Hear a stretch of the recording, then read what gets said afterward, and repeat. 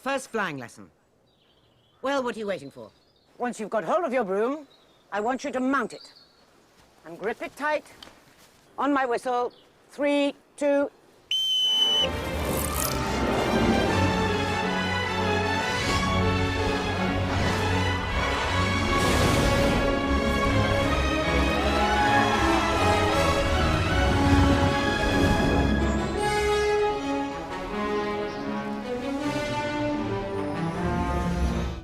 A lot of the flying sequences and dynamic movement sequences are shot using green screen and rig work.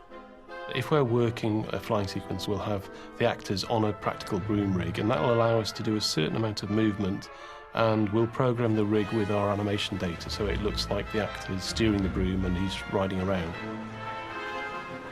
There's some pretty big rigs where these actors had to clamber up and get onto these brooms and fly around.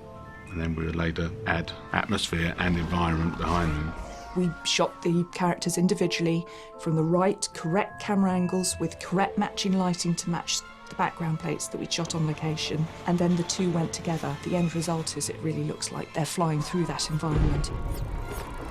They were all pretty good at it, all the kids who got up there, and I think it was fun. It was a fun thing to do, and I think that always helps. Takes 1, 2 and 3, they love it. Takes 4 and 5.